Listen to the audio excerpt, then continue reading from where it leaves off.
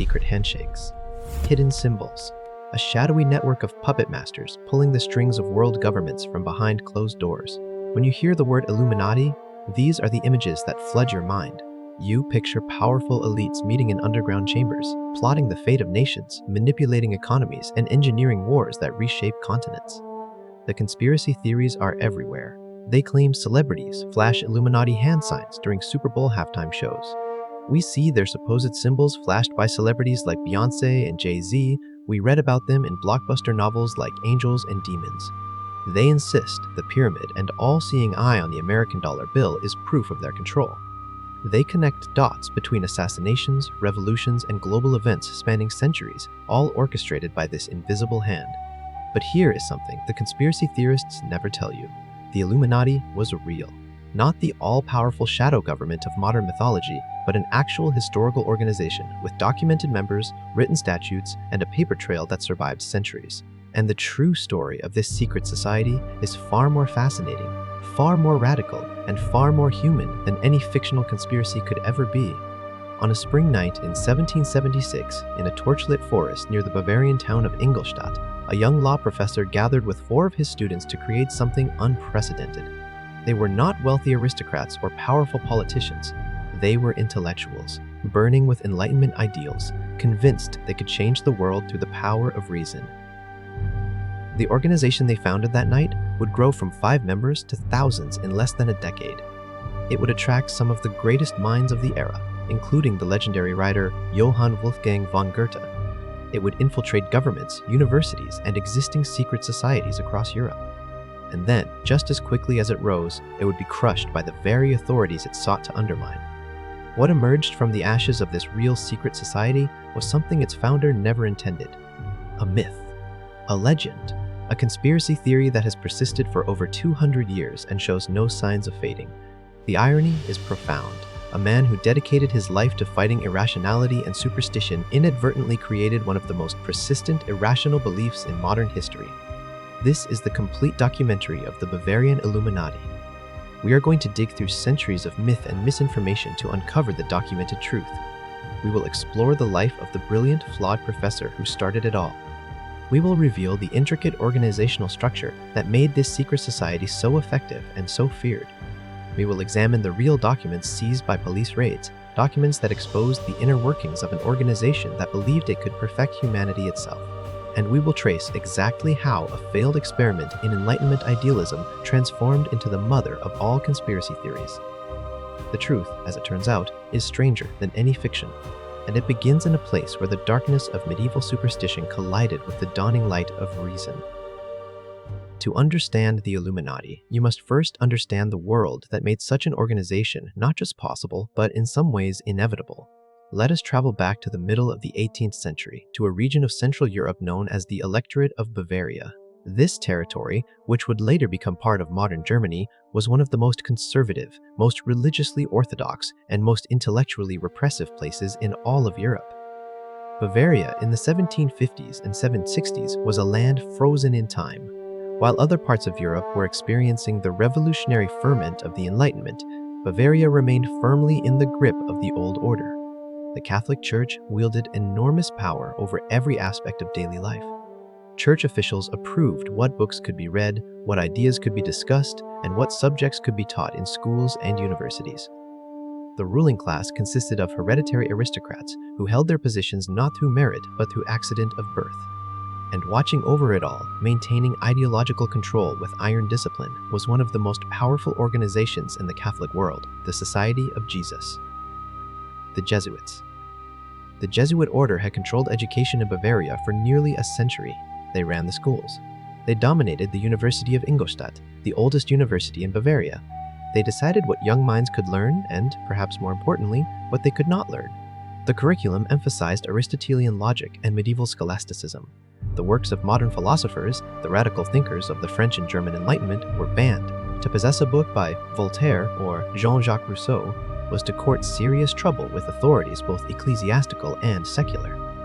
But even as Bavaria slumbered under this blanket of orthodoxy, a tremendous intellectual revolution was sweeping across Europe.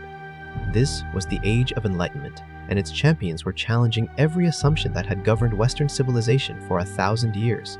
In France, Denis Diderot was compiling the Encyclopédie, a massive attempt to gather all human knowledge and make it accessible to ordinary people. Voltaire was using his razor wit to attack religious intolerance and superstition. Rousseau was arguing that human beings were naturally good but had been corrupted by civilization, and that society could be reorganized to allow humanity to flourish. In the German-speaking world, the philosopher Christian Wolff was promoting a rationalist approach to knowledge that challenged traditional religious authority. Across the English Channel, thinkers like John Locke and David Hume were developing empiricist philosophies that demanded evidence and reason rather than faith and tradition. The message of the Enlightenment was revolutionary in its implications. Human beings could use their own reason to understand the world. They did not need priests to interpret divine will for them. They did not need kings to govern them like children. Through education and rational inquiry, humanity could progress, could improve, could even achieve a kind of perfection. These ideas were explosive in their potential. They threatened the foundations of every established institution in Europe. The Church derived its authority from revealed truth handed down through tradition. The monarchy derived its authority from divine right. If people began to believe they could think for themselves, if they began to question inherited truths, the entire edifice of European society might come crashing down.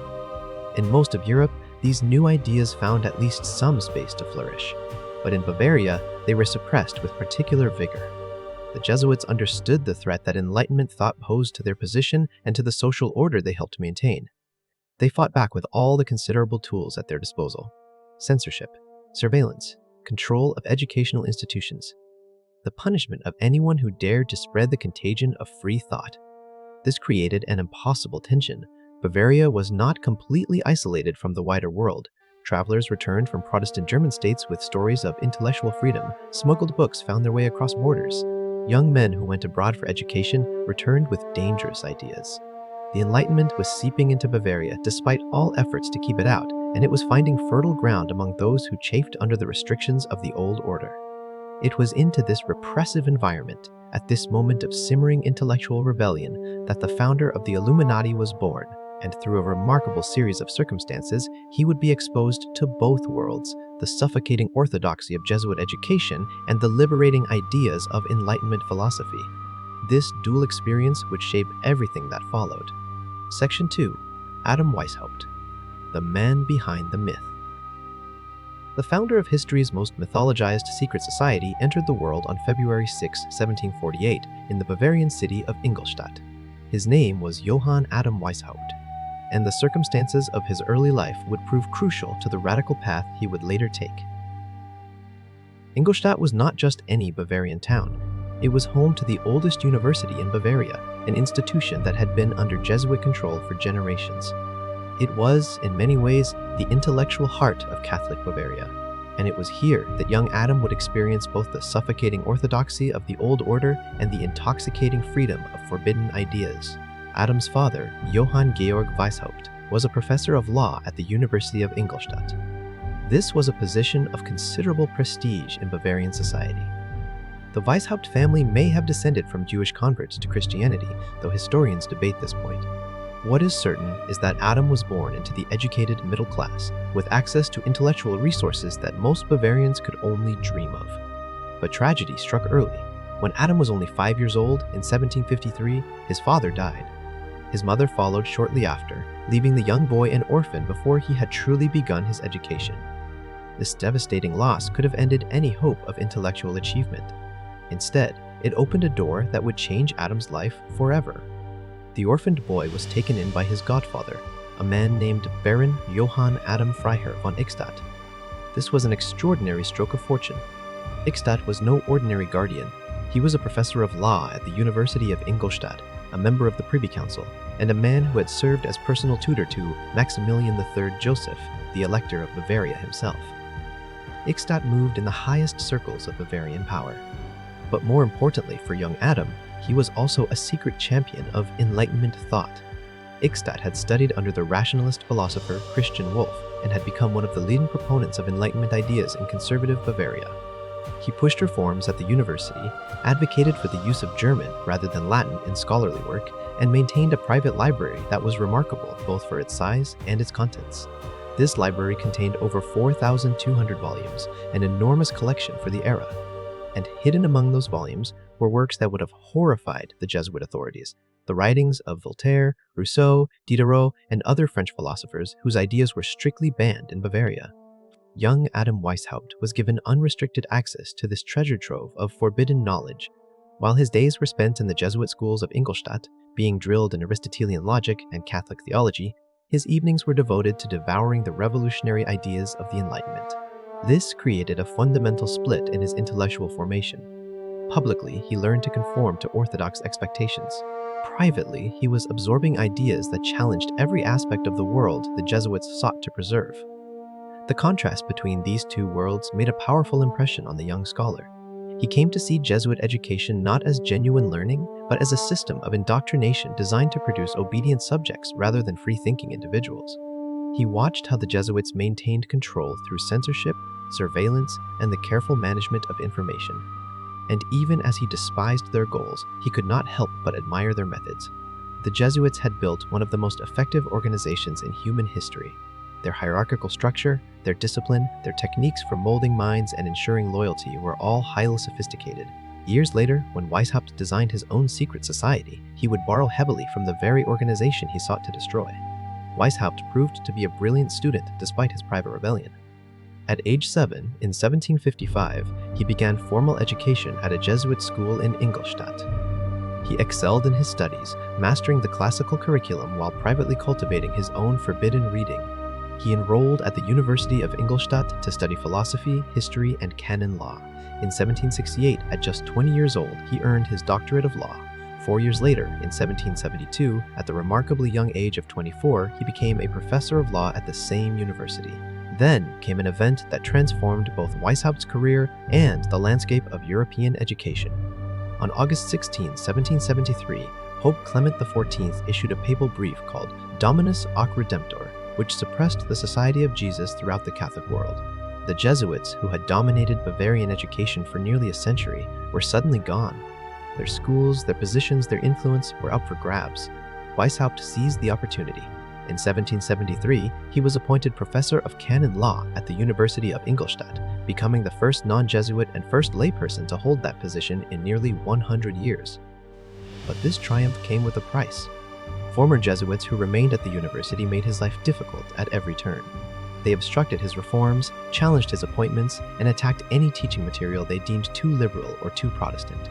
Weishaupt found himself in a constant battle against the remnants of Jesuit power.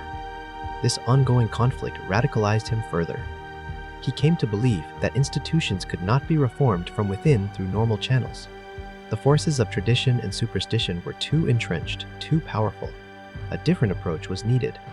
What if enlightened individuals could organize in secret, gradually placing themselves in positions of influence throughout society? What if they could work from within to transform institutions without openly confronting the powers that defended them?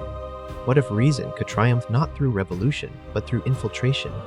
He briefly considered joining the Freemasons, whose lodges were spreading across Europe and who seemed to share some of his ideals. But he found Freemasonry too expensive, too focused on ritual and mysticism rather than practical action, and not open to his more radical political ideas. He would need to create something new, something more disciplined, more secret, more directly aimed at transforming society. By 1775, at age 27, Weishaupt was already a respected academic with a burning vision for human improvement and a growing conviction that only a secret society could achieve his goals. His godfather Ickstadt died in August 1776, just months after Weishaupt would put his plans into action. But the seeds Ickstadt had planted in that forbidden library had already borne fruit. His godson was about to create an organization that would shake the foundations of Bavarian society and generate myths that would outlive them both by centuries. Section 3. The Founding Night. May 1, 1776. On the night of May 1, 1776, 5 men gathered in a forest near Ingolstadt. They came in secret, meeting far from prying eyes in a setting that evoked ancient mysteries and solemn purpose. Torches illuminated their faces as they established the rules that would govern their new secret order. The date they chose was loaded with symbolism. May 1st was the ancient Celtic festival of Beltane, associated with rebirth, new beginnings, and the triumph of light over darkness. In years to come, conspiracy theorists would point to this date as evidence of occult practices. In reality, it was probably chosen for its symbolic alignment with Enlightenment ideals, the light of reason conquering the darkness of superstition. The timing was also coincidental, in a way that would fuel endless speculation. This was the same year that the American colonies declared independence from Britain, while Thomas Jefferson was drafting the Declaration of Independence on one side of the Atlantic. Weishaupt was founding his secret society on the other. There was no connection between these events. But the coincidence has been irresistible to those who see hidden patterns in history. The 5 men present at that founding ceremony were Weishaupt and 4 of his law students from the University of Ingolstadt. They were not wealthy aristocrats or powerful politicians.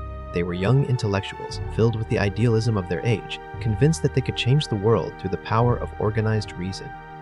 Each of them adopted a pseudonym from classical antiquity, a practice that would become central to the order's identity and mystique. Weishaupt chose the name Spartacus. This was a powerful statement of intent.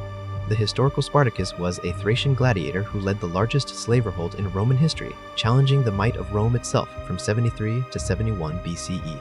By taking this name, Weishaupt was signaling that he too saw himself as leading a rebellion, not of slaves against masters, but of reason against superstition, of enlightenment against ignorance. The second founding member was Franz Anton von Massenhausen, who took the pseudonym Ajax, after the Greek hero of the Trojan War.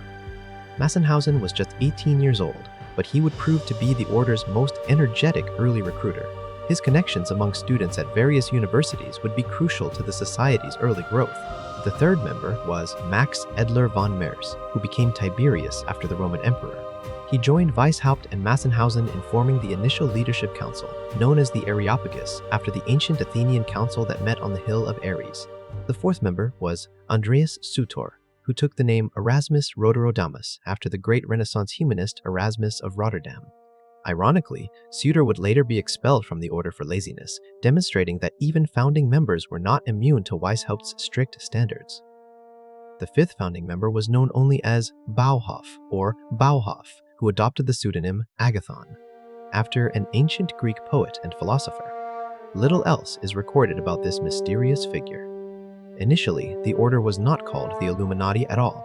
Weishaupt named it the Bund der Perfectibilisten, which translates to the Covenant of Perfectibility, or simply the Perfectibilists. This name came directly from Enlightenment philosophy, particularly the ideas of Rousseau about human perfectibility. The Perfectibilists believed that human nature was not fixed but could be improved through proper education and social conditions. They saw themselves as agents of human improvement, working to help humanity achieve its full potential. But the name Perfectibilists was deemed too strange, not sufficiently mysterious for an organization that needed to compete with Freemasonry's ancient mystique. Weishaupt apparently considered calling his creation the B Order before settling on a different name entirely. In April 1778, approximately 2 years after the founding, the organization officially became the Illuminati Norden, the Order of the Illuminati. The name derived from the Latin Illuminatus, meaning enlightened. The Illuminati were, quite literally, the enlightened ones. From the very beginning, the order employed sophisticated psychological manipulation. The organizational structure had a deceptive two-tier nature that concealed the truth even from members. The 3 men who formed the Areopagus, Weishaupt, Massenhausen, and Mers, knew that the order was newly created.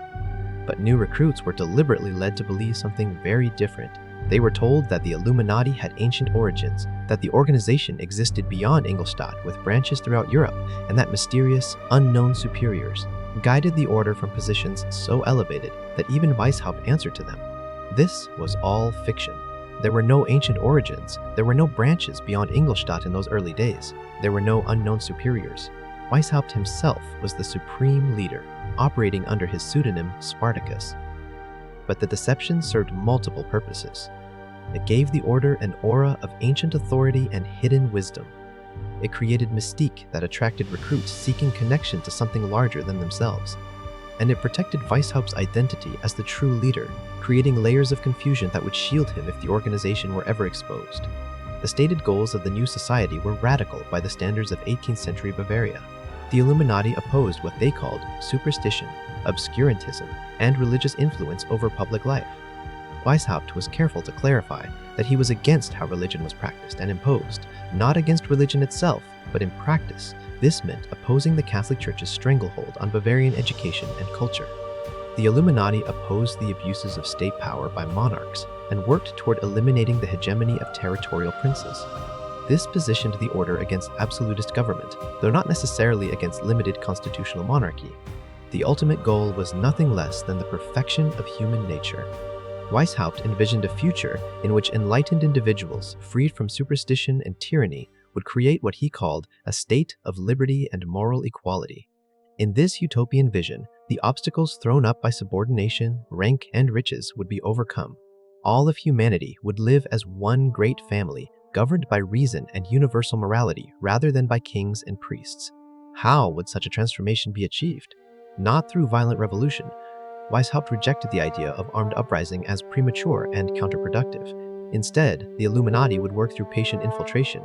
They would recruit the brightest and most promising individuals, educate them in Enlightenment principles, and help them attain positions of influence in government, education, and the church. These enlightened agents would then gradually reform institutions from within. Over time, as more and more positions of power were held by Illuminati members or those sympathetic to their cause, society would be transformed without bloodshed. This strategy of covert gradualism was both the Illuminati's greatest strength and their greatest vulnerability. It allowed them to grow in secret, to place members in influential positions without attracting attention. But it also required extensive written communication, detailed membership records, and elaborate organizational structures, all of which would provide devastating evidence when the order was eventually exposed. In its first year, the order remained tiny, just a handful of students and their professor meeting in secret. Growth was slow, but Weishaupt was patient. He had designed a system that he believed could transform the world. All he needed now was the right people to implement it. Section 4. The Secret Architecture. The complete organizational system. The organizational structure of the Bavarian Illuminati represents one of the most sophisticated systems of recruitment, indoctrination, and control ever devised by a secret society. This structure did not spring fully formed from Weishaupt's mind at the founding. It evolved over several years, reaching its final and most elaborate form in January 1782, when Baron Adolf von Miege completed his comprehensive reorganization of the order. The result was a system of 13 degrees divided into 3 main classes, designed to progressively reveal the order's true aims only to those who had proven their absolute loyalty. The first class was called the Nursery, and it served as the entry point for all new members. This class contained 3 degrees: Novice, Minerval, and Illuminatus Minor. The Nursery was the public face of the order, the part that new recruits experienced first. Its purpose was to attract promising candidates, test their commitment, and begin their indoctrination into Illuminati principles. The novice degree was the probationary stage. A potential member did not simply apply to join the Illuminati. The order practiced targeted recruitment, identifying promising individuals through social observation before making any approach. Special attention was given to young men of wealth, rank, and social importance. Initially, anyone over 30 years old was not trusted, though this restriction was later relaxed. Candidates needed a strong reputation, established familial and social connections, and demonstrated moral character. Women, Jews, pagans, monks, and members of other secret societies were explicitly excluded from membership. Once a candidate was identified and approached, he required unanimous consent from all existing members of his local lodge to gain admission. A single objection could block someone from joining. This ensured that only candidates who had been thoroughly vetted would enter the order. The initiation ceremony was conducted in torchlight to create an atmosphere of ancient mystery and solemn purpose. The new novice was given promises of enhanced wisdom, personal betterment, and special insight into hidden truths. He was shown the organizational structure, but kept ignorant of the order's true political aspirations. He took an oath of secrecy and obedience to his superiors, and he was assigned a classical pseudonym that he would use for all internal communications. The probationary period for a novice lasted at least 1 year. During this time, the new member was required to study prescribed Enlightenment literature, submit to continuous observation and testing, and demonstrate his loyalty through unquestioning obedience. Some novices were granted special status as insinuators, permitted to identify and approach potential recruitment targets. Success in these activities could accelerate advancement, while failure to meet expectations could result in indefinite delay or expulsion. The Minerval degree was described as the heart of the order, functioning as an assembly line for recruits. This was where serious indoctrination began. Before being initiated as a Minerval, a member was required to prepare an extraordinarily detailed dossier. This document had to include the titles of all books the member owned, revealing his intellectual interests and potentially heretical ideas. It had to identify all his enemies and explain the reasons for their enmity. It had to confess the member's own weak points of character, information that could be used to manipulate him or address his flaws. And it had to provide the names of all ancestors, relations, friends, and correspondents, mapping his entire social network for potential recruitment. The Minerval initiation ceremony was the most elaborate of the preparatory class. The new Minerval was given secret signs and passwords for identifying fellow members. He was presented with the Order's statutes for the first time. He promised to sacrifice all personal interests to those of the society, and he received the Minerval Jewel, an extraordinary artifact that embodied the Order's symbolism. This jewel was cast in brass and plated with gold and mercury. Its design featured the owl of Minerva, the Roman goddess of wisdom, perched on an oaken book atop a cloud. The book bore the inscription PMCV, standing for Per me ceci vident, which translates to Through me the blind see. Only 3 of these jewels are known to survive today, 2 in Germany and 1 in the United States. Minerval members met twice monthly at their local academy. These meetings involved reading and discussing Enlightenment philosophy, including literature that was banned in Bavaria but common knowledge in Protestant German states. Members debated materialist philosophy, including the works of Helvetius and de Holbach. They practiced public speaking and rational argumentation. During ceremonies, superiors sat in chairs illuminated by 3 lamps, wielding gavels to maintain order. Every Minerval was required to submit weekly reports on public and private occurrences. They maintained detailed personal journals called Quibus Licet, notebooks. They reported on societal figures suitable for recruitment. All of these reports were forwarded up the hierarchy to be compiled and analyzed by superior officers. Failure to submit reports resulted in fines, and the quality of one's reports affected advancement prospects. The Illuminatus minor degree completed the nursery class. Members who reached this level received increased responsibilities in recruiting and managing novices. They continued their philosophical instruction in natural law and Enlightenment political theory, but they were still not fully informed of the Order's ultimate political aims. That knowledge was reserved for the higher classes. The second class was called the Masonic grades, and it represented one of the Order's most brilliant strategic innovations. Weishaupt realized that to achieve rapid growth and influence, the Illuminati needed to tap into the vast existing network of Freemasonry. Rather than competing with Masonic lodges, the Illuminati would infiltrate and co-opt them. The Masonic grades class contained 5 degrees: Apprentice, Companion, Master Mason, Illuminatus Major, and Illuminatus Dirigens. The first 3 degrees, Apprentice, Companion, and Master Mason, were borrowed directly from the traditional Blue Lodge degrees of Freemasonry. This allowed the Illuminati to present themselves as a Masonic system, making it easy to recruit existing Freemasons who could be told they were advancing in pure Masonry that would reveal the true secrets behind conventional Freemasonry. The standard Masonic rituals were performed, including symbolic death and rebirth, exposure to traditional Masonic symbols like the square, compass, and trowel, and elaborate oath-taking ceremonies. The Illuminatus Major degree, also known as Scottish Novice, marked an important transition. Members at this level supervised recruitment efforts for lower degrees. They classified and extracted intelligence from the Quibus Licet reports of the nursery class. They reported on other secret societies, gathering competitive intelligence. They identified employment opportunities for fellow members in government and education. At this stage, members began to understand the Order's political dimension for the first time. The Illuminatus Dirigens degree, also called Scottish Knight, was the critical link in the entire system. Scottish Knights presided over Minerval meetings, serving as the mysterious superiors who guided lower-level members. They read all of the Quibus Licet reports from the preparatory classes. They superintended Masonic lodges that had been infiltrated by the Illuminati. And most importantly, they targeted masters and wardens of lodges for recruitment, enabling the Order to place entire lodges at its disposal. In Aachen, a Scottish knight named Baron de Wheat, who served as master of the Constancy Lodge, caused every member of his lodge to join the Illuminati. By January 1783, largely through the efforts of Scottish knights, the Illuminati's Masonic contingent controlled 7 lodges completely. The third and highest class was called the Mysteries, divided into lesser mysteries and greater mysteries. This was the inner sanctum, where the order's true nature was finally revealed. The lesser mysteries contained 2 degrees, priest, also called presbyter, and regent, also called prince. The greater mysteries contained the degrees of magus and rex, or king. The priest degree was where the order's true anti-religious sentiment was finally revealed. Members learned that the deism promoted in earlier degrees was merely a stepping stone. They were taught that conventional religion was a tool of oppression, that Christianity and other revealed religions were systems of social control that kept humanity in ignorance and servitude. The political objectives of the order were fully disclosed at this level. The priest degree ceremony included explicit allusions to replacing monarchy with a republic.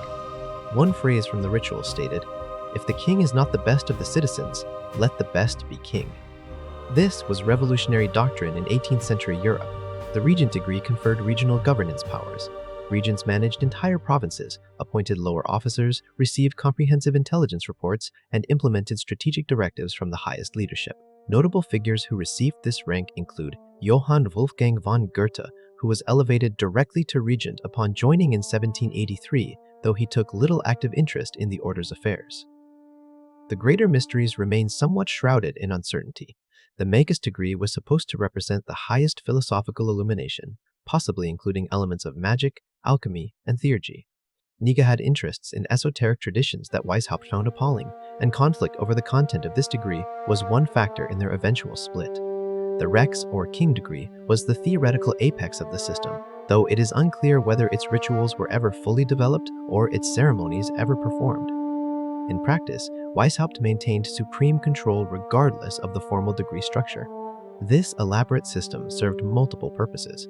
It created a sense of progressive revelation that kept members engaged and striving for advancement. It ensured that the order's most dangerous secrets were protected by multiple layers of vetting and indoctrination. It provided a framework for recruiting members from the vast existing pool of Freemasons. And it generated the extensive documentation that both enabled the order's growth and eventually contributed to its downfall. Section 5. Codes, Ciphers, and Surveillance. The Illuminati's Secret Language. Illuminati operated in a world where discovery meant destruction. They were promoting ideas that could result in imprisonment, exile, or worse. They were infiltrating institutions that would crush them without mercy if their activities became known. Under these circumstances, secrecy was not just a preference, but a necessity for survival. The order developed one of the most sophisticated systems of secret communication and internal surveillance of any organization in its era. The system of pseudonyms was far more than a theatrical flourish.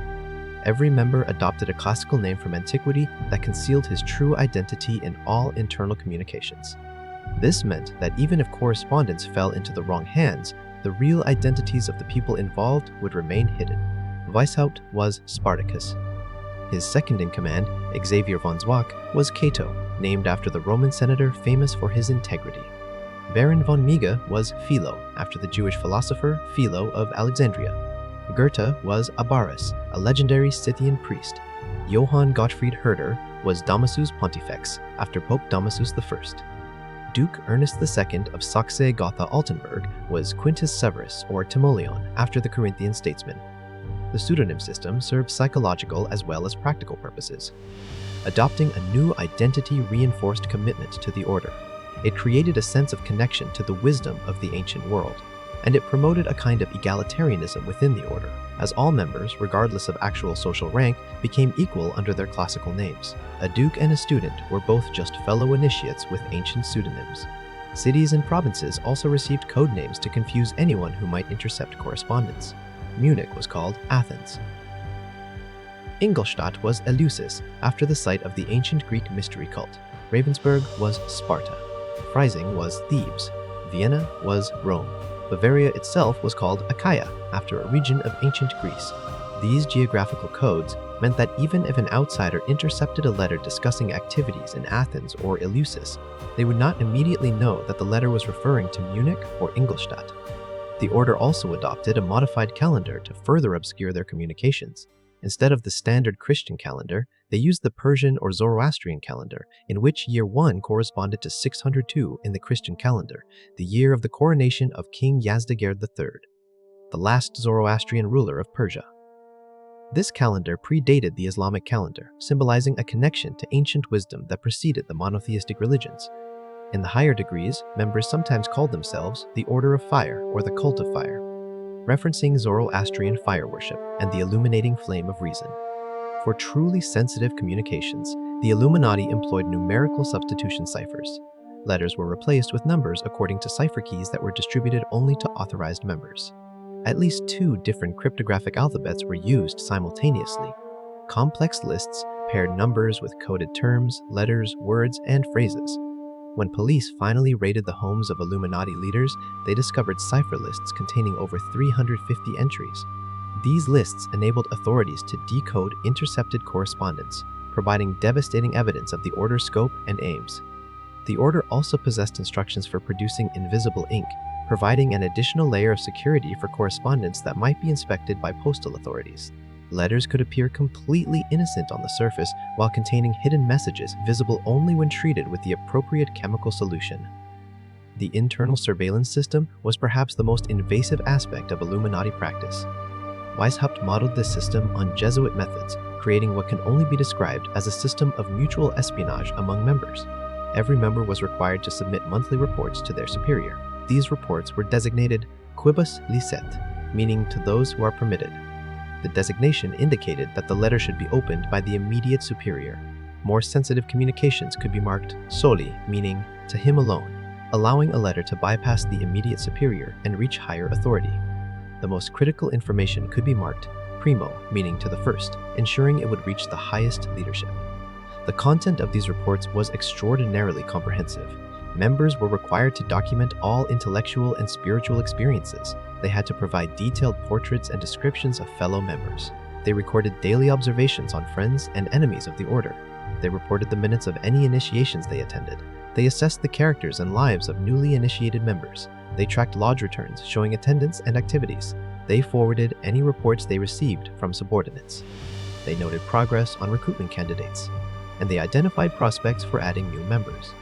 This created an unprecedented level of surveillance. Lower members had no idea they were being monitored by their peers. The information gathered was used to manipulate members, to test their loyalty, and to maintain control over the entire organization. Weishaupt maintained the right to examine and preserve all notebooks, giving him access to the intimate thoughts and observations of every member in the order. The Scottish professor, John Robison, who later wrote one of the famous anti-Illuminati exposés, described what he called the Jesuitical tricks employed by Weishaupt. According to Robison, based on his examination of seized documents, Weishaupt set members to spy on each other without their knowledge. He caused members to fall out with each other as a test of loyalty. He separated attached friends by making one the master of the other. He used the information gathered to maintain what Robison called uncontrolled command. The resulting atmosphere was one of paranoia that ensured obedience through fear of exposure. The information flow within the organization was carefully architected. Reports flowed upward through the hierarchy. Novices and minervals submitted their quibus licets to their immediate superiors. Those superiors compiled the reports and forwarded relevant extracts to the Scottish Knights. The Scottish Knights, who read all correspondence from the preparatory classes, extracted the most important intelligence and sent compiled reports to the provincial lodges. The provincials synthesized intelligence from multiple regions and reported to the Areopagus, the ruling council. And at the apex of this pyramid sat Weishaupt himself, receiving synthesized intelligence from across the entire organization. Orders flowed downward through the same channels. Weishaupt issued strategic directives to the Areopagus. The Areopagus transmitted regional orders to the provincials. The provincials sent local instructions to the prefects. The Scottish Knights conveyed specific commands to the preparatory classes, and individual superiors provided personal guidance to their subordinates. This elaborate system of secrecy and surveillance made the Illuminati remarkably effective at operating beneath the notice of authorities. It also generated an enormous paper trail. Every report, every cipher list, every membership record was written down and preserved. The order's strength became its fatal weakness. When the Bavarian police finally came for them, they found not just evidence of a conspiracy, but the entire organizational blueprint laid out in black and white. Section 6. Baron von Koenig, the architect who transformed and abandoned the order. For the first 4 years of its existence, the Illuminati remained a small, struggling organization confined largely to the university town of Ingolstadt. Weishaupt had the grand vision, but he lacked the social connections, the organizational genius, and the charismatic personality needed to transform his creation from a student discussion club into a continental network. That transformation came through a single recruitment: Baron Adolf Franz Friedrich Ludwig Freiherr von Koenig. Baron Adolf was born on October 16, 1752, into an ancient noble family of Lower Saxony in northern Germany. Unlike Weishaupt, who came from the educated middle class, Baron Adolf was genuine aristocracy with connections throughout the German-speaking world. He was also a man of genuine literary talent. His later work, Über den Umgang mit Menschen, which translates to On Human Relations, became a classic guide to social conduct that is still read in Germany today. He was witty, charming, and moved easily in circles that the provincial Weishaupt could never have accessed. Baron Adolf had become a Freemason in 1772 and had risen to high rank within German Freemasonry, but he had grown increasingly disillusioned with what he found there. The Masonic lodges of his day had devolved, in his view, into little more than social clubs. The rituals seemed hollow. The promised ancient secrets turned out to be theatrical flourishes with no substance behind them. Baron Adolf was searching for something more, something with genuine purpose and a real plan for improving humanity. When Baron Adolf first heard rumors of the Illuminati in 1780, he was intrigued. Here, supposedly, was a secret society that possessed the true secrets of Masonry, one with ancient origins and a practical plan for transforming society. He sought contact with the order and was eventually recruited. But his initiation came with a profound shock. After being admitted, Baron Adolf quickly discovered that the Illuminati's claims of antiquity were complete fiction. There were no ancient origins. There were no mysterious, unknown superiors. The elaborate mythology that had attracted him was a recruitment lie. The higher degrees that supposedly contained the ultimate secrets did not even exist yet. What he found was a small, disorganized group led by an obscure Bavarian professor with grandiose ambitions but limited means. A lesser man might have walked away in disgust. Baron Adolf chose to stay and transform what he found. He saw immense potential in Weishaupt's vision, even if the execution had been amateurish. In 1781, Weishaupt finally confessed the full truth to Baron Adolf and invited him to help build the organization from the ground up. Baron Adolf threw himself into the work with extraordinary energy. It was Baron Adolf who designed the elaborate 13-degree structure that made the Illuminati so effective. Working throughout 1781, he created imaginative ceremonies and rituals that could compete with Freemasonry's theatrical appeal while serving the Illuminati's practical goals. He drafted the initiation rituals for the higher degrees, borrowing from Masonic language and symbols, but injecting them with Weishaupt's radical philosophy of reason, anti-clericalism, and cosmopolitanism. The comprehensive reorganization was tabulated on January 20, 1782. Baron Adolf's true genius lay in recruitment. While Weishaupt had focused on students, Baron Adolf targeted the established elite of the German-speaking world. He used his aristocratic connections to approach dukes, princes, top government officials, judges, doctors, and celebrated intellectuals. Suddenly, the Illuminati's membership rolls expanded to include some of the most prestigious names in Germany. Johann Wolfgang von Goethe, already famous as the author of The Sorrows of Young Werther, became a member. So did the philosopher Johann Gottfried Herder. The order attracted reigning dukes like Duke Ernest II of Saxe-Gotha-Altenburg, who would later provide Weishaupt with asylum. Baron Adolf also perfected the strategy of infiltrating Freemasonry. He and other Illuminati representatives worked tirelessly at Masonic gatherings to recruit key figures. The Great Masonic Congress of Wilhelmsbad in 1782 proved to be a decisive moment. Dozens of prominent Freemasons from across Europe gathered to discuss the future of their movement, and Baron Adolf used the opportunity to bring many of them into the Illuminati. Entire lodges were effectively absorbed into the order. By 1784, just 4 years after Baron Adolf joined, the Illuminati had grown from perhaps 100 members to an estimated 2,000 to 3,000, with presence from Italy to Denmark and from Warsaw to Paris. But the partnership between Weishaupt and Baron Adolf was fundamentally unstable. The two men were opposites in almost every way. Weishaupt was a university professor, accustomed to lecturing rather than persuading, demanding rather than negotiating. He viewed the Illuminati as his personal creation and expected absolute obedience from all members. He used the surveillance system to monitor even his most senior officers and jealously guarded his ultimate authority. Baron Adolf was a diplomat and aristocrat used to the give and take of high society. He had designed most of the order's effective rituals and recruited many of its most important members. He felt, not unreasonably, that he deserved an equal say in how the organization was run. He grew to resent what he described as Weishaupt's Jesuitical methods of psychological manipulation and his authoritarian style of leadership. The conflict between them grew more bitter as the order expanded. They argued over the content of the higher degrees, with Baron Adolf favoring more mystical elements drawn from his esoteric interests and Weishaupt insisting on strict rationalism. They clashed over who held ultimate authority. Their surviving letters reveal a partnership that devolved into rivalry, filled with accusations and recriminations. The breaking point came in 1784. Baron Adolf had had enough of Weishaupt's dictatorial control. In July of that year, he formally resigned from the organization he had done more than anyone except Weishaupt to build. His departure was a devastating blow. It sent a clear signal to members and outsiders alike that something was seriously wrong within the Illuminati leadership. It removed the order's most effective recruiter and organizer. And it came at the worst possible moment, just as external pressures on the order were reaching crisis levels. Baron Adolf went on to a distinguished literary career. He died on May 6, 1796, at the age of 43, likely from tuberculosis. By then, the Illuminati had been destroyed for nearly a decade, and Baron Adolf had distanced himself entirely from his former associates.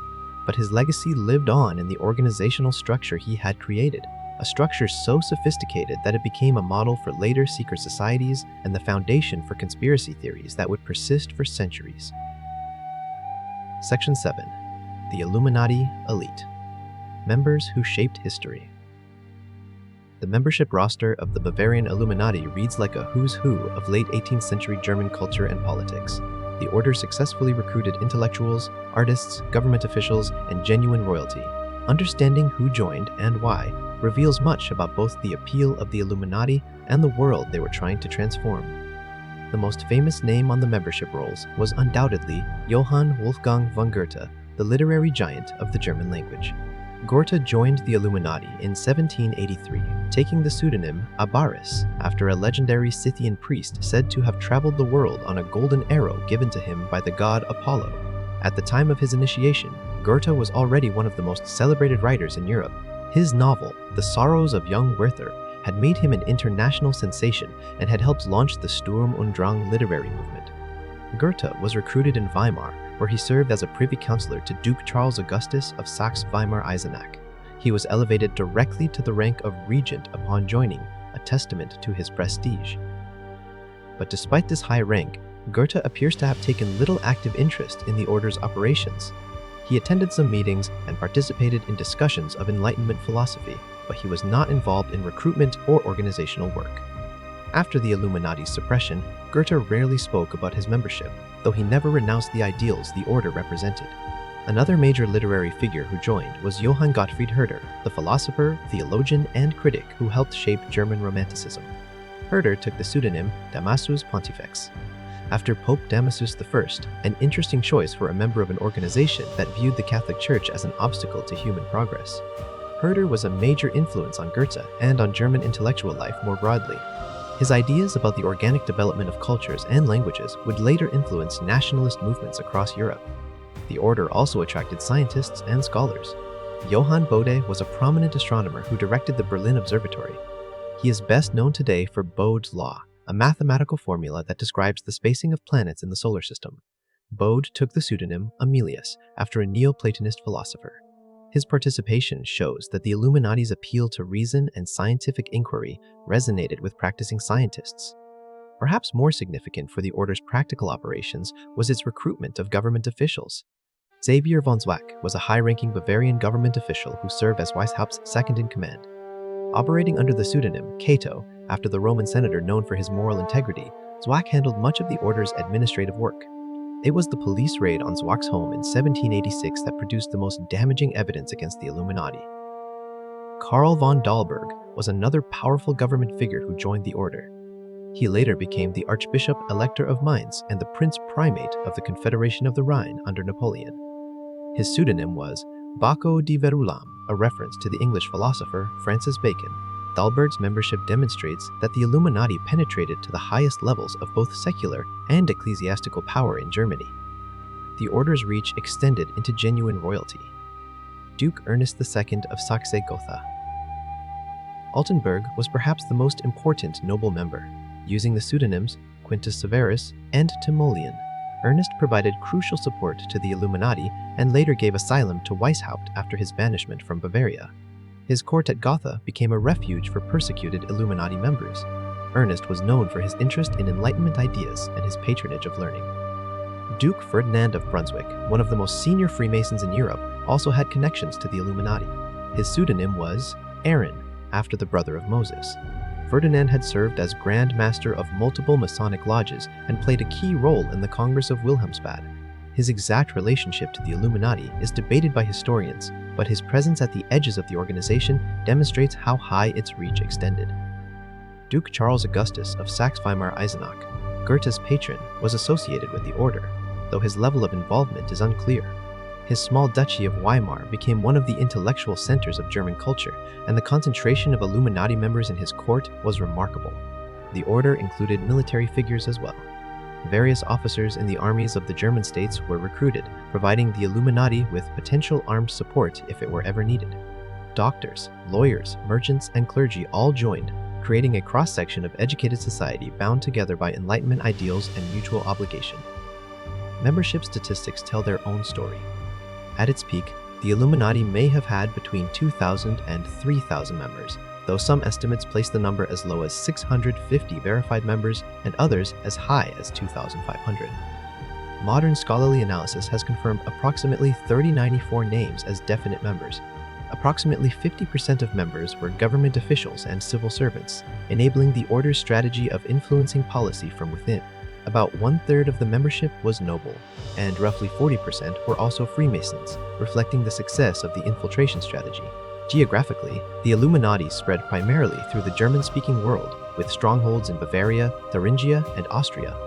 Lodges were established in Italy, Poland, Hungary, Switzerland, Denmark, and France, though the order remained predominantly a German phenomenon. The concentration of members in certain courts and universities created nodes of influence that allowed the order to punch above its numerical weight. What motivated these men to join a secret society dedicated to overturning the existing order? The reasons varied. For sincere Enlightenment believers like Goethe and Herder, the Illuminati offered a vehicle for their philosophical ideals. For ambitious government officials, membership provided networking opportunities and potential advancement.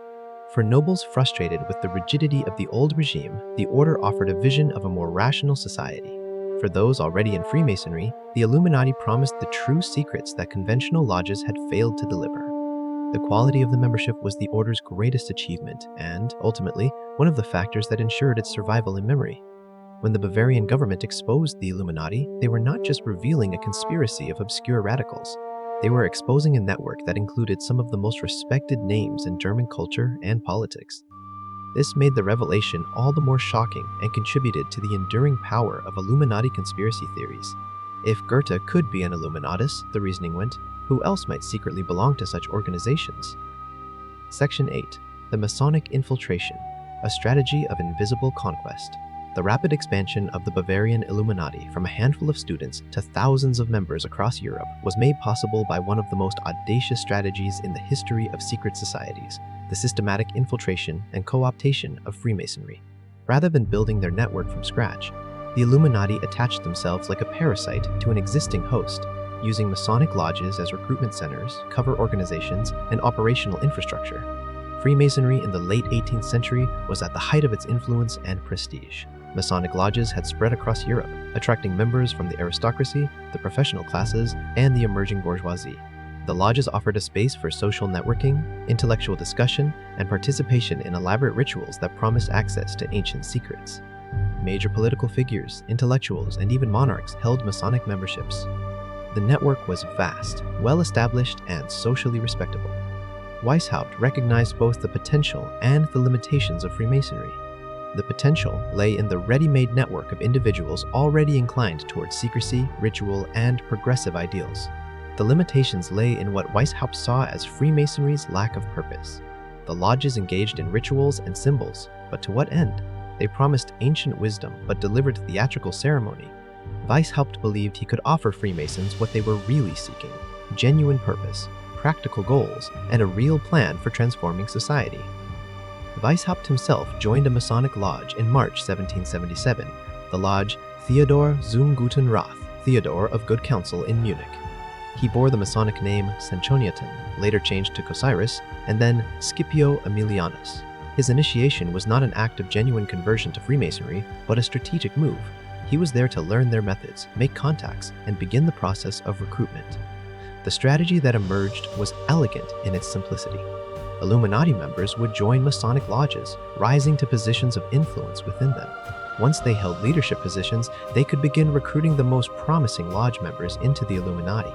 Eventually, entire lodges could be brought under Illuminati control, their membership and infrastructure absorbed into the larger project. From the outside, these lodges would still appear to be ordinary Masonic organizations, but on the inside, they would be cells of the Illuminati network.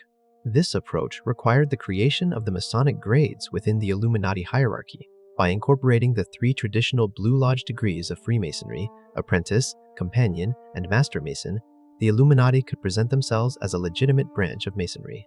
Freemasons seeking advancement could be told that the Illuminati offered higher degrees that revealed the true secrets behind conventional Masonic ritual. This was a powerful appeal to those who had grown disillusioned with what they found in regular lodges. Baron von Nigge was the master architect of this infiltration strategy. His extensive connections within German Freemasonry gave him access to lodges across the country. He knew who the key figures were, what motivated them, and how to approach them. Under his guidance, the Illuminati began a systematic campaign to take over existing lodges and recruit their most important members. The Congress of Wilhelmsbad in 1782 was a decisive moment in this campaign. This gathering brought together leading Freemasons from across Europe to discuss the future of the movement. Approximately 35 delegates from various Masonic systems attended, including representatives from Germany, France, and Italy. The Congress was meant to resolve disputes among rival Masonic systems and establish a unified direction for European Freemasonry. Nigge and other Illuminati representatives attended the Congress with a different agenda. They worked tirelessly to recruit influential Freemasons into the Illuminati, presenting their order as the fulfillment of Masonic ideals. The Congress lasted from July to September 1782, providing ample opportunity for discreet conversations and recruitment pitches. Many prominent Masons were brought into the Illuminati during or shortly after this gathering. The results of the infiltration strategy were remarkable. By 1779, the Illuminati had gained leadership of the Munich Lodge that Weishaupt had joined 2 years earlier. By January 1783, the Order's Masonic contingent controlled 7 lodges completely. In some cases, the takeover was so complete that every member of a lodge joined the Illuminati. The Baron de Witt in Aachen caused his entire Constancy Lodge to become Illuminati members, but the infiltration created tensions within both organizations. Not all Freemasons were pleased to discover that their lodges had been co-opted by a secret society with radical political aims. The more mystically inclined Freemasons, particularly the Rosicrucians, viewed the rationalist Illuminati as a threat to their spiritual traditions. Conservative Masons who valued the social aspects of lodge membership without any desire for political activism resented being used as pawns in someone else's game. These tensions contributed to the internal conflicts that would eventually tear the Illuminati apart. They also created external enemies who would work actively for the Order's destruction. The resentment of rival Masonic factions helped fuel the exposés and denunciations that would bring the Bavarian government down upon the Illuminati. The strategy that enabled the Order's rapid growth also created the conditions for its rapid collapse. Section 9. The Seeds of Destruction, Internal Collapse and External Pressure. At the very height of its power and influence, the Bavarian Illuminati began to tear itself apart from within. The same rapid expansion that had made the Order a significant force in European affairs had also created internal tensions that could not be reconciled. Meanwhile, external enemies were circling, gathering evidence, and preparing to strike. The central conflict within the organization was the power struggle between Weishaupt and Nigge. This was not merely a personality clash, though their personalities were certainly incompatible. It was a fundamental disagreement about the nature of the organization and who should control it. Weishaupt viewed the Illuminati as his personal creation. He had founded it. He had developed its philosophy. He was Spartacus, the supreme leader whose word was law. He expected complete obedience from his subordinates and used the surveillance system to monitor even his most trusted lieutenants. His letters reveal a man who was brilliant but also paranoid, idealistic but also controlling, visionary but also petty. Nigge had transformed the Illuminati from a small student club into a continental network. He had designed the organizational structure that made the Order effective. He had recruited many of its most prestigious members. He had written the rituals that gave the degrees their power. He felt, with considerable justification, that he deserved an equal voice in how the organization was run. The conflict manifested in disputes over the content of the higher degrees. Nigga had interests in alchemy, mysticism, and esoteric traditions that Weishaupt found appalling. Weishaupt insisted that the order remain strictly rationalist, devoted to Enlightenment principles without any mystical elements. Niggi argued that the rituals needed dramatic and symbolic elements to attract and retain members. They could not agree. Beyond the philosophical disagreements, there were personal grievances. Weishaupt accused Nigga of seeking personal aggrandizement at the expense of the order. Nigga accused Weishaupt of behaving like a tyrant, of using Jesuitical methods of psychological manipulation to control his subordinates. Their letters became increasingly bitter, their accusations more personal. The conflict at the top created factions throughout the organization. Members loyal to Nigga clashed with members loyal to Weishaupt. The atmosphere of trust and shared purpose that had characterized the order's early years gave way to suspicion, backbiting, and internal plotting. The very surveillance system designed to maintain discipline was now generating evidence of disloyalty and dissent. In July 784, Nigga made his decision. He formally resigned from the Illuminati, walking away from the organization he had done so much to build. His departure was a catastrophe. It removed the order's most effective leader and organizer. It sent a signal to members and outsiders that the Illuminati's leadership was fractured, and it came at precisely the moment when the order could least afford such a blow. While the internal conflicts raged, external enemies were mobilizing. Rival secret societies, particularly the Rosicrucians, viewed the Illuminati as a dangerous competitor. The Rosicrucians emphasized mystical and alchemical traditions, a stark contrast to the Illuminati's rationalism. They resented the Illuminati's infiltration of Masonic lodges and their aggressive recruitment of members who might otherwise have joined Rosicrucian circles. The Rosicrucians launched a campaign to expose the Illuminati as a nest of atheists and dangerous revolutionaries. They spread rumors about the order's true purposes. They provided information to conservative forces in the Bavarian government. They worked to turn public opinion against an organization that most of the public had never even heard of. Conservative elements within Freemasonry joined the attack. Those Masons who had resisted Illuminati infiltration or who had discovered the true nature of the organization after joining became vocal critics. They complained to Masonic authorities about the way the Illuminati had hijacked their lodges. They warned fellow Masons against involvement with Weishaupt's creation. The Catholic Church, still smarting from the suppression of the Jesuits in 1773, saw in the Illuminati a new threat to its influence. Former Jesuits who had retained positions at the University of Ingolstadt continued their long-running conflict with Weishaupt. Church officials gathered evidence of the order's anti-religious teachings and passed it to secular authorities. All of these enemies found a willing audience in the Bavarian government. Elector Karl Theodor, who had ruled Bavaria since 1777, was a staunchly conservative figure. He was suspicious of secret societies in general, and was becoming increasingly alarmed by reports of a clandestine network that had infiltrated his own administration. The rumors reaching his court painted the Illuminati as a dangerous conspiracy against throne and altar. The most damaging blows came from within. Disgruntled former members began to speak out. Joseph Utzschneider had been expelled from the order and harbored bitter resentment against Weishaupt.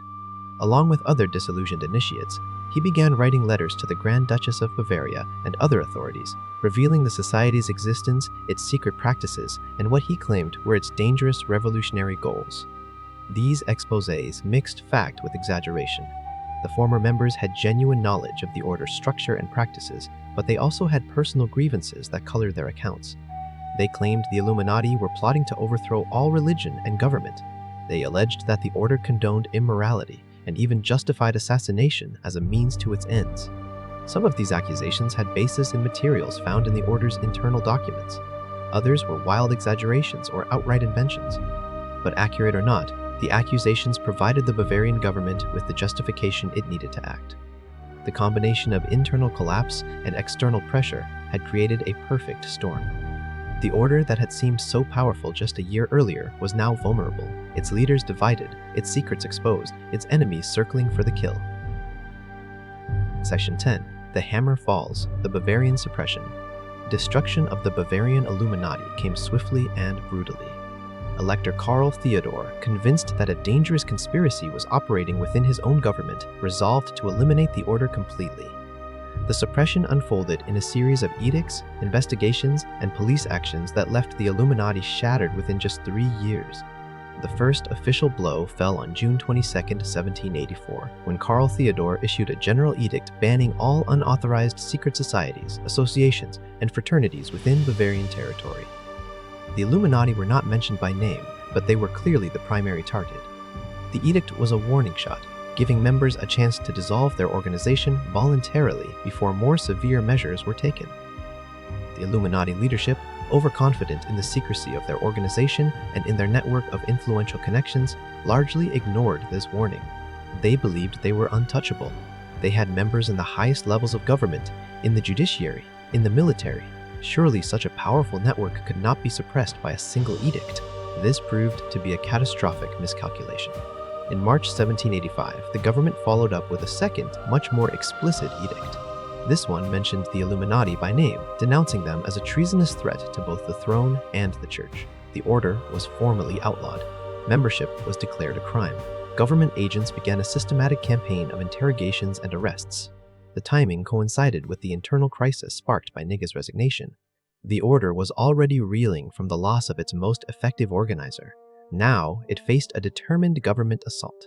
Members began to abandon the organization in droves. Some burned their papers and tried to pretend they had never been involved.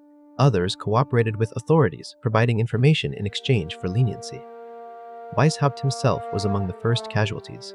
In February 1785, even before the second edict was issued, he was dismissed from his professorship at the University of Ingolstadt.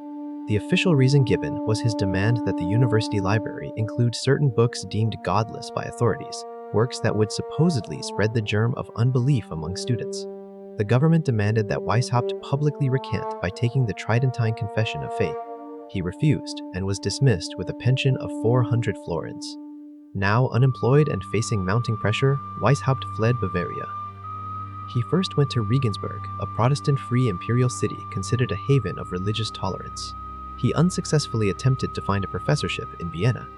His salvation came from Duke Ernest II of Saxe-Gotha-Altenburg, a fellow Illuminatus who offered him asylum.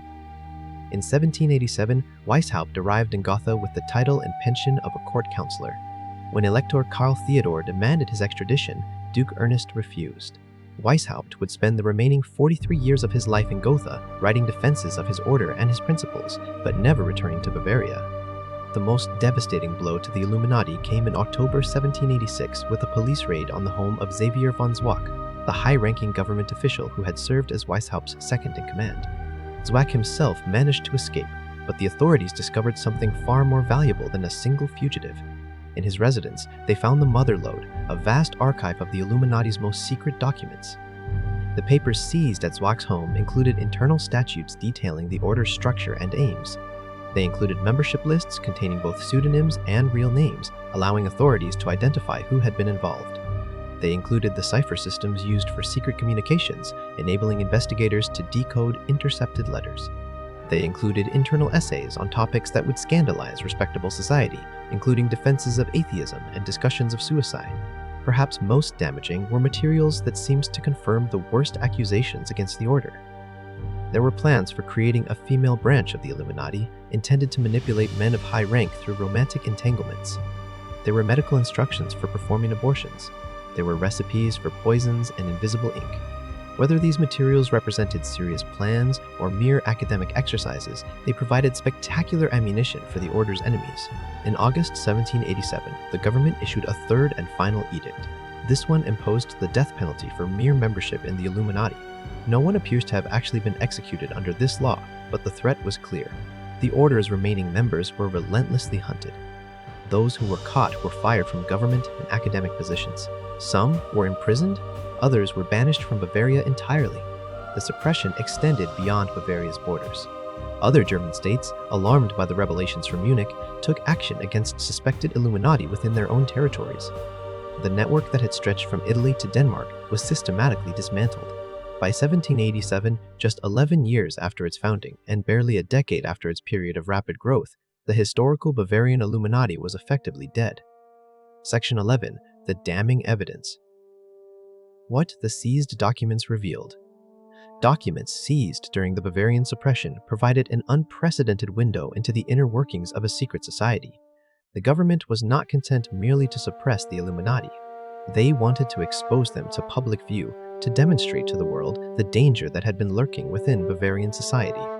Beginning in 1787, the authorities published the seized papers under the title Einige Original Schriften des Illuminatenordens, which translates to Some Original Writings of the Order of the Illuminati. The publication was a sensation. For the first time, the public could read actual documents from a real secret society, not rumors or accusations, but the words of the conspirators themselves. The papers revealed an organization far more elaborate and far more ambitious than most people had imagined. They showed that the Illuminati had developed a sophisticated system of recruitment, indoctrination, and control. They identified prominent members by name, and they contained passages that seemed to confirm the darkest suspicions about the Order's intentions. The organizational documents showed the 13-degree structure in detail. They revealed how members were vetted, initiated, and advanced through the ranks. They exposed the surveillance system that required members to report on each other. They detailed the pseudonym system and the geographic code names. For anyone who had dismissed the Illuminati as a minor student club, the documents revealed an organization of surprising sophistication. The membership lists were devastating. The discovery that prominent government officials, respected academics, and even nobility had belonged to the Order shocked Bavarian society. Men who had been trusted with positions of responsibility were now exposed as members of a secret conspiracy. Careers were destroyed, reputations were ruined. The social fabric of educated Bavaria was torn apart by suspicion and recrimination. The philosophical documents revealed the Order's true beliefs, at least as expressed in their internal communications. Members of the higher degrees had written essays defending materialist philosophy, questioning the existence of God, and arguing that traditional religion was a tool of oppression. These writings confirmed what the Order's enemies had claimed. The Illuminati sought to undermine Christianity and replace it with a secular philosophy based on reason alone. The political documents were equally inflammatory. Internal communications discussed placing Illuminati members in positions of power throughout society. They talked about influencing government policy from within. They expressed the goal of eventually making monarchy and church obsolete. To conservative readers, these documents proved that the Illuminati were plotting revolution. Some materials went beyond philosophy and politics into territory that shocked even sympathetic observers. Documents discussing the creation of a female auxiliary seemed to suggest using seduction as a tool of influence. Medical information about abortion implied that the Order condoned practices that were both illegal and deeply immoral by the standards of the time. Recipes for poisons raised the specter of assassination, even though there was no evidence the Illuminati had ever harmed anyone. The government published these documents selectively, choosing materials that would create maximum scandal. They were presented without context, allowing readers to imagine the worst. The fact that some of the most inflammatory documents were academic exercises or the opinions of individual members rather than official Order policy was not made clear. The publication was as much a propaganda exercise as a documentary release. The effect on public opinion was profound. The Illuminati became symbols of everything that respectable society feared: atheism, republicanism, sexual immorality, and violent conspiracy. The name itself became synonymous with secret plotting and malevolent intent. Even people who had never heard of the Illuminati before the suppression now knew them as the embodiment of hidden danger. The publication also had effects far beyond Bavaria. Translations and summaries spread across Europe. The documents were discussed in newspapers, pamphlets, and private correspondence. Within a few years, the Illuminati would be blamed for events they could not possibly have influenced. The publication of the seized papers marked the transition of the Illuminati from historical reality to enduring myth. Section 12. The birth of the conspiracy myth, from failed society to eternal legend. Historical Bavarian Illuminati was dead by 1787. Its founder was living in exile. Its members were scattered, disgraced, or pretending they had never been involved. As a functioning organization, it was completely finished. Yet in one of history's great ironies, this was precisely the moment when the Illuminati began their transformation into something far more powerful than any secret society could ever be. They became a myth. A legend, the foundation of a conspiracy theory that would outlive them by centuries. The catalyst for this transformation was the French Revolution. When the Bastille fell in 1789, Just 2 years after the final suppression of the Illuminati, the shockwaves spread across Europe. The established order that had seemed eternal was suddenly crumbling. The King and Queen of France would go to the guillotine. Aristocrats fled or died. The Catholic Church was attacked, its property confiscated, its priests persecuted. Everything that conservative Europeans held sacred was under assault. The question that haunted monarchs and aristocrats across Europe was simple. How could this happen? France had been the most powerful kingdom on the continent. Its monarchy had seemed secure, yet it had collapsed with terrifying speed into chaos and bloodshed. Many people could not accept that this cataclysm had emerged from genuine social, economic, and political grievances that had built up over decades. They needed a simpler explanation. They needed someone to blame. The recently exposed Illuminati provided the perfect scapegoat. Here was a documented conspiracy that had sought to undermine monarchy and church. Here were proven subversives who had infiltrated governments and spread radical ideas. The fact that the Illuminati had been destroyed years before the revolution began was easily overlooked. The fact that they had been primarily a German organization with minimal presence in France was ignored. The coincidence was too convenient to resist. Two men were largely responsible for transforming the Illuminati from a failed Bavarian experiment into the architects of world revolution. Working independently, they published books in the late 1790s that would shape conspiracy thinking for generations to come. The first was John Robison, a Scottish scientist and professor at the University of Edinburgh. Robison was a respected figure in the scientific community, a fellow of the Royal Society who had contributed to the Encyclopaedia Britannica. He was also a Freemason who had become disillusioned with what he saw as radical infiltration of the craft. In 1797, he published a book with a title that summarized its argument, Proofs of a Conspiracy Against All the Religions and Governments of Europe, carried on in the secret meetings of Freemasons, Illuminati, and Reading societies. Robison argued that the French Revolution was not a spontaneous uprising, but the result of a carefully planned conspiracy. The Bavarian Illuminati, he claimed, had not truly been destroyed. They had survived their suppression in Bavaria and had secretly infiltrated French Freemasonry. Using the Masonic lodges as cover, they had spread their anti-monarchical and anti-Christian ideas throughout France, eventually engineering the revolution that was now convulsing Europe. Robison used the documents published by the Bavarian government as his primary evidence. He presented the internal writings of the Illuminati as proof of their malevolent intentions. He traced connections between German Illuminati and French revolutionaries, connections that were often more imagined than real. His academic credentials gave his accusations an air of scholarly authority that made them difficult to dismiss. The second major figure was Augustin Baruel, a French Jesuit priest who had fled France during the revolutionary persecution of the church. Baruel had personal reasons to hate the revolution that had driven him into exile and had killed many of his fellow clergy. Between 1797 and 1798, he published a massive 4-volume work titled Mémoires pour servir à l'histoire du jacobinisme, translated as Memoirs, illustrating the history of Jacobinism. Baruel presented an even more elaborate theory than Robison. He claimed the revolution was the result of a triple-layered conspiracy. The first layer consisted of Enlightenment philosophers like Voltaire and Rousseau, who had deliberately set out to destroy Christianity. The second layer was the Freemasons, who had served as vehicles for spreading these destructive ideas. The third and final layer was the Bavarian Illuminati, who had provided the organizational structure and strategic direction that allowed the conspiracy to achieve its revolutionary goals. Baruel portrayed Weishaupt as a mastermind of almost superhuman cunning. In his account, the Illuminati had planned the French Revolution years before it occurred, carefully positioning their agents to trigger the uprising at the optimal moment. The suppression in Bavaria had been a setback, but the organization had simply gone underground, continuing its work through hidden channels. The Jacobins who dominated the revolution were, in Baruel's telling, essentially Illuminati operating under a different name. Both books became international sensations. They were translated into multiple languages and read across Europe and America. They offered something that people desperately wanted, a simple explanation for a terrifying and confusing world. It was far easier to believe that a small group of evil conspirators was responsible for the chaos than to confront the complex social and economic forces that had actually driven events. The Illuminati conspiracy theory crossed the Atlantic and found fertile ground in the newly formed United States. In 1798, Reverend Jedediah Morse, a prominent New England minister, delivered sermons warning that the Illuminati had infiltrated America.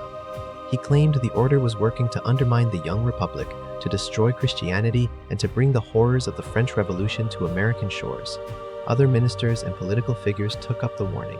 Even George Washington commented on the Illuminati scare. In a letter dated October 1798, he acknowledged hearing about the Illuminati and expressed his belief that the lodges in the United States had not been contaminated by their doctrines. This was hardly an endorsement of the conspiracy theory, but it showed that the Illuminati had become a topic of discussion at the highest levels of American politics. The conspiracy theory evolved and adapted over the following centuries. The Illuminati were blamed for the revolutions that swept Europe in 1848. They were accused of orchestrating the American Civil War. They were connected to the assassination of Abraham Lincoln. In the 20th century, they were linked to the Russian Revolution, both world wars, the Kennedy assassination, and virtually every other major event that conspiracy theorists wished to explain. The imagery of the Illuminati became embedded in popular culture. The pyramid and all-seeing eye on the American dollar bill, which actually derives from earlier Christian and Masonic symbolism, was reinterpreted as an Illuminati emblem. The number 23, through a convoluted chain of associations, became linked to the order. Celebrities who made triangular hand gestures were accused of signaling their membership. The Illuminati became a catch-all explanation for anything that seemed suspicious or unexplained. The irony of this transformation would have astonished Weishaupt.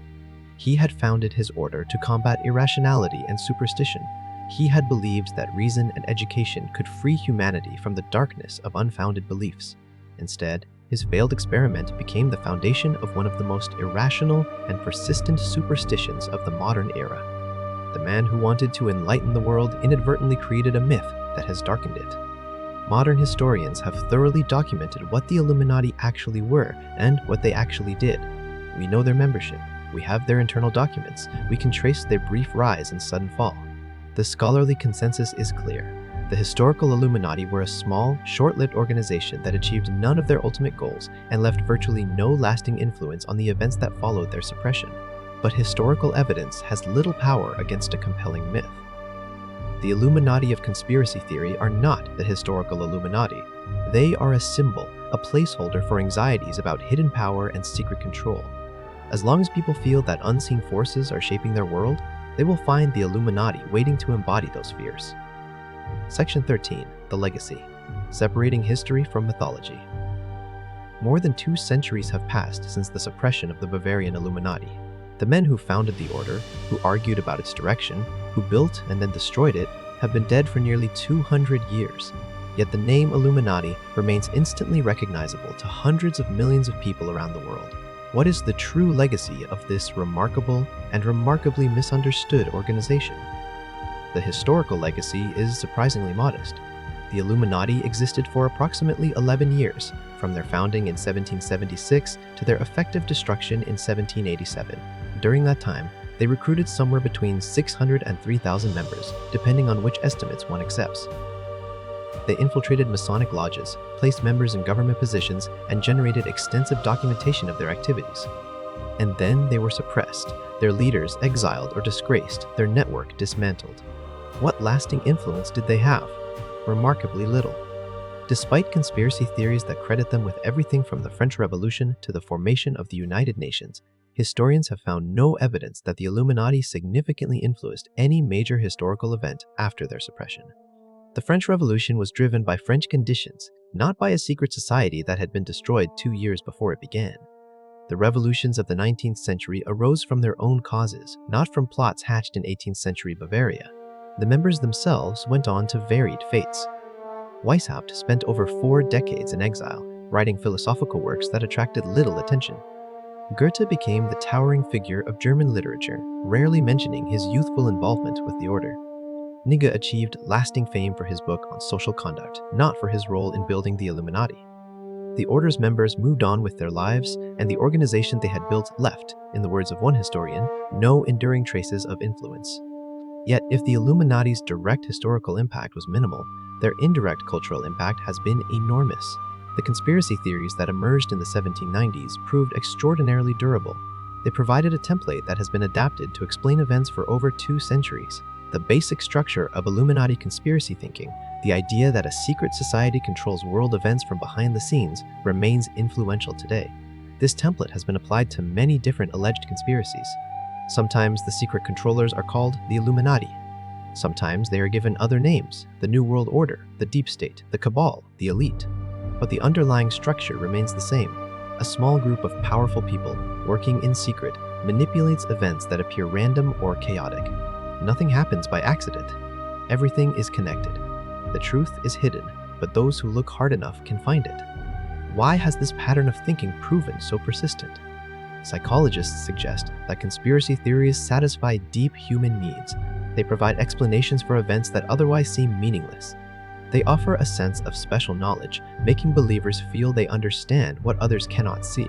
They identify clear enemies who can be blamed for problems that might otherwise seem intractable.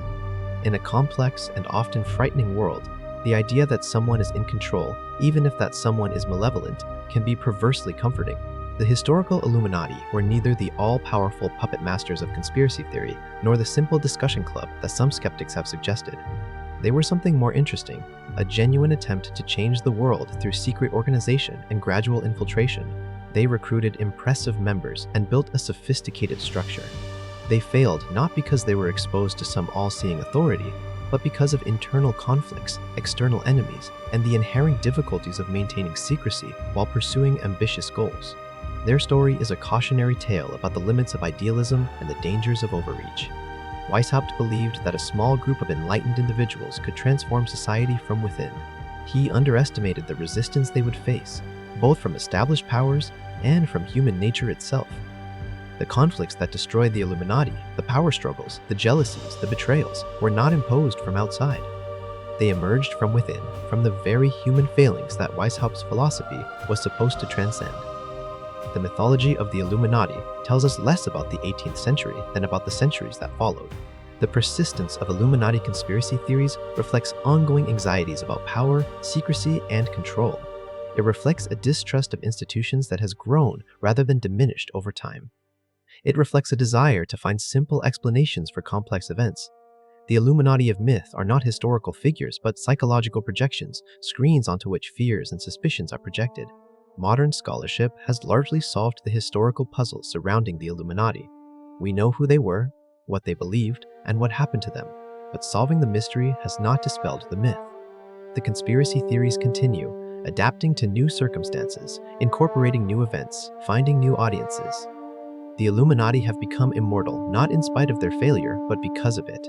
A successful organization would have left a clear historical record. A failed one leaves room for endless speculation. Section 13.1. The Afterlives. What happened to the key figures? Before we reach our final conclusion, it is worth pausing to consider what became of the men who built and broke the Bavarian Illuminati. Their fates illuminate the lasting consequences of involvement in history's most infamous secret society. Adam Weishaupt spent the final 43 years of his life in exile in Gotha under the protection of Duke Ernest II of Saxe-Gotha-Altenburg. He was given the title of court counselor and a comfortable pension, allowing him to live in relative security if not in the glory he had once imagined. He devoted these decades to writing, producing a remarkable body of work that has largely been forgotten. His defensive works included A Complete History of the Persecutions of the Illuminati in Bavaria, published in 1785, and An Apology for the Illuminati, published in 1786. He wrote extensively on philosophy, history, and even political economy, producing treatises on taxation, state expenditures, and obstacles to Bavarian industry. He engaged in an intellectual battle against the rising philosophy of Immanuel Kant, whom he criticized in multiple works for what he saw as the subjective idealism of the critique of pure reason. In 1804, an English writer named Henry Crabb Robinson visited Gotha and met the aging Weishaupt. Robinson recorded in his diary that Weishaupt emphasized Machiavellian principles, arguing that a man of character knows when to do what is right and is therefore fit to lead. Weishaupt expressed contempt for the French character, but high admiration for the English. He showed indifference to poetry and the fine arts. Robinson noted that Weishaupt was said to admire Napoleon Bonaparte, an interesting observation given that Napoleon represented exactly the kind of concentrated power that the young Weishaupt had once hoped to eliminate. Weishaupt married twice. His first wife, Afra Sossenhofer, died in 1780, leaving him with 3 young daughters. In 1783, he married her younger sister, Anna Maria Sossenhofer, a union that would have been considered scandalous and possibly illegal under canon law. This second marriage produced 6 more children. One of his sons, Wilhelm Damianus Weishaupt, died in 1802 and was buried in Gotha. Weishaupt himself died on November 18, 1830, at the age of 82, and was buried beside his son. His grave inscription reads in Latin, "Here lies Weishaupt, a man of exceptional talent, spirit, and learning, most zealous defender of citizens' liberty, died in exile at age 80." It is a modest epitaph for the founder of history's most mythologized conspiracy, a man remembered more for the legends his creation spawned than for the actual life he lived. Baron Adolf von Miege never returned to the Illuminati after his resignation in 1784. He went on to a distinguished literary career, writing novels, plays, and essays. His masterwork, Über den Umgang mit Menschen, published in 788, became a classic guide to social behavior that is still read in Germany today. The title translates roughly as On Human Relations or On Dealing with People. It established Nigge as an authority on etiquette and social conduct, a reputation that endures long after his Illuminati involvement has been forgotten by most readers of his work. Nigge died on May 6, 1796, at the age of 43, likely from tuberculosis. He spent his final years in Bremen, far from Bavaria and from the organization he had done so much to build. He had distanced himself from the Illuminati and rarely spoke of his involvement. The conflict with Weishaupt appears to have left lasting bitterness, and he had no desire to revisit that chapter of his life. Xavier von Zwack, whose home had yielded the devastating cache of documents, managed to escape capture and eventually rebuilt his career. After the suppression, he went into exile but was later rehabilitated and returned to public life in Bavaria. He lived until 1843, dying at the advanced age of 88, having survived Weishaupt by 13 years. He witnessed the transformation of the organization he had helped lead into the mythical conspiracy that came to dominate public imagination. Johann Wolfgang von Goethe went on to become the most celebrated writer in the German language. His involvement with the Illuminati became a footnote to a monumental literary career that included Faust, Wilhelm Meister, and countless other works.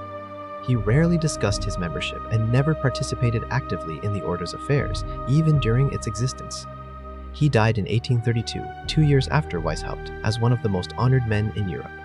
Duke Ernest II of Saxe-Gotha-Altenburg, who had provided asylum to Weishaupt, continued to rule his small duchy until his death in 1804. His court at Gotha remained a haven for Enlightenment thought even as the conspiracy theories swirled. His protection of Weishaupt was an act of considerable moral courage, given the pressure from Bavarian authorities for extradition. The fates of lesser members varied widely. Some rebuilt their careers and lived out their lives in respectability.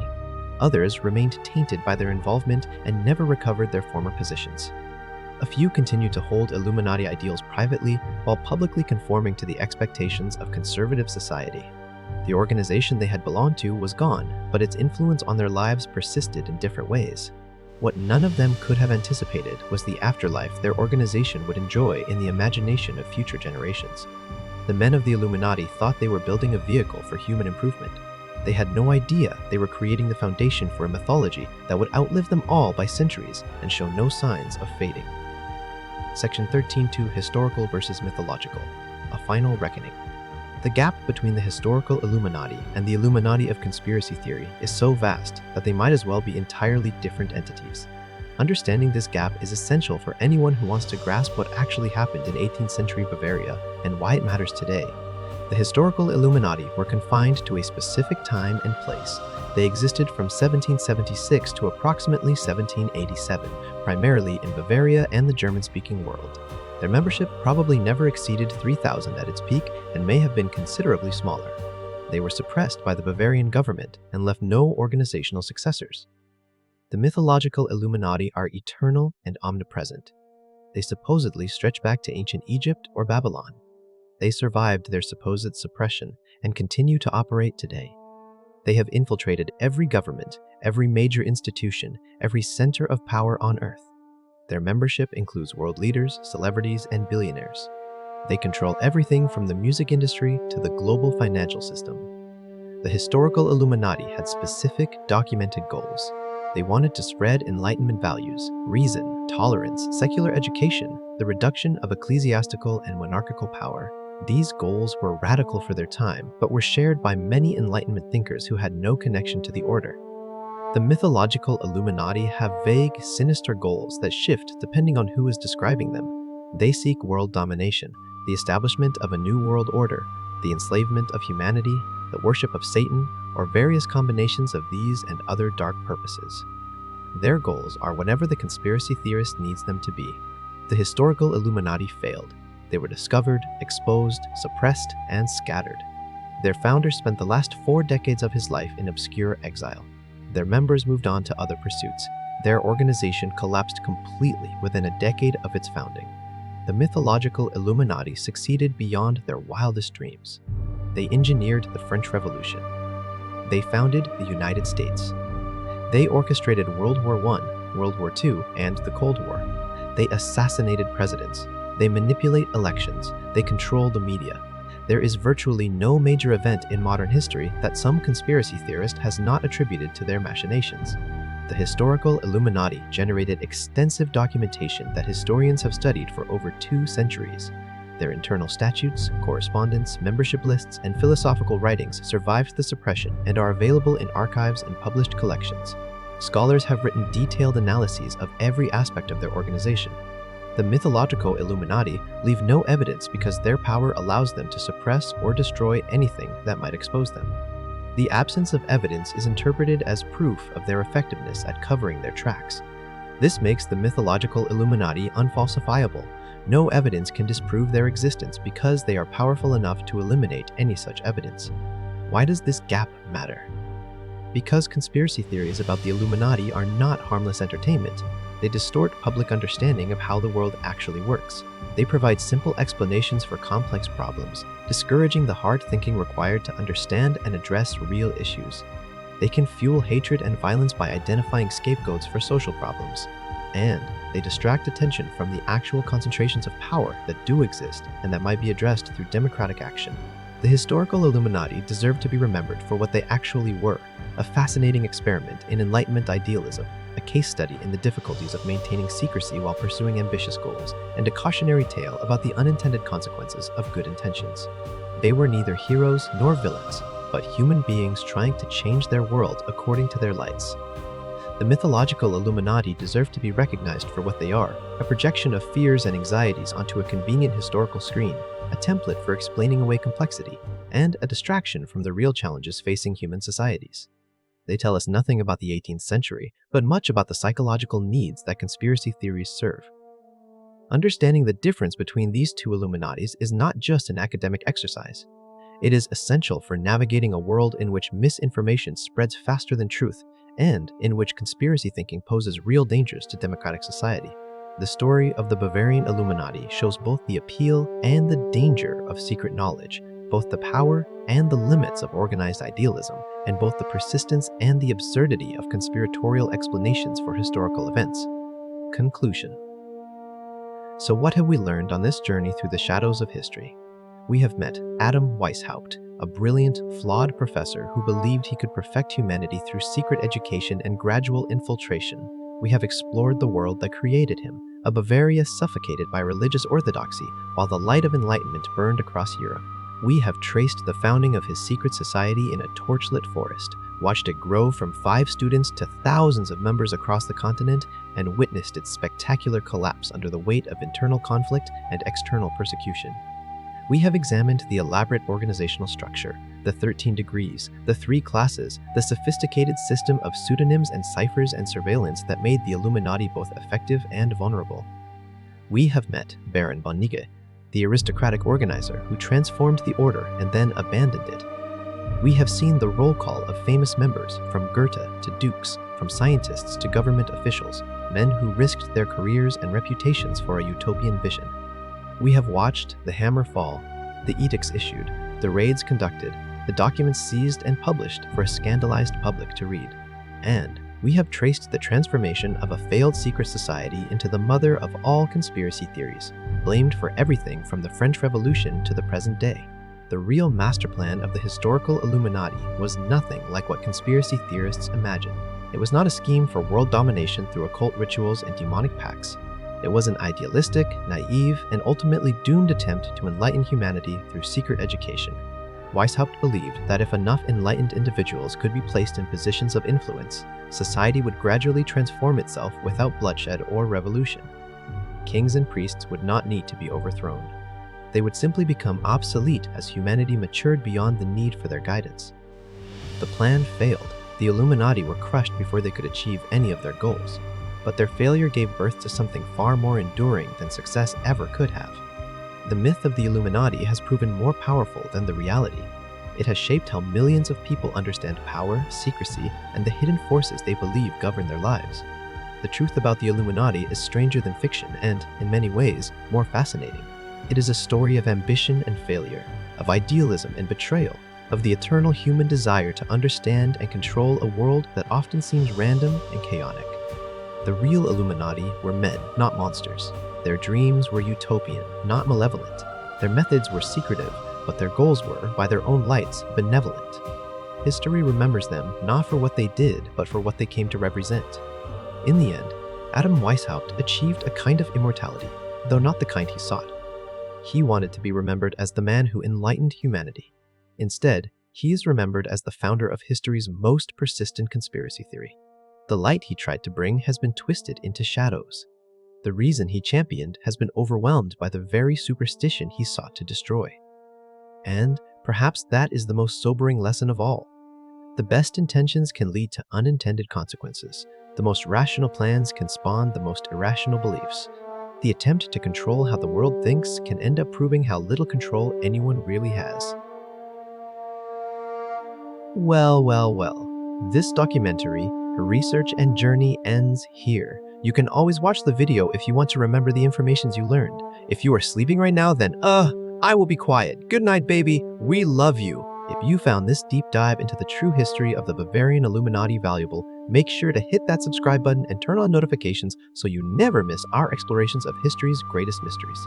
We spent countless hours researching original sources and scholarly works to bring you the documented truth behind the legends, and your support makes that work possible. Drop a comment below and let us know what you think. Do you believe the Illuminati's influence extended beyond what historians have documented? What other secret societies or hidden histories would you like us to investigate next? We read every comment and use your suggestions to plan future content. Share this video with anyone who wants to understand the real story behind the most famous conspiracy theory of all time.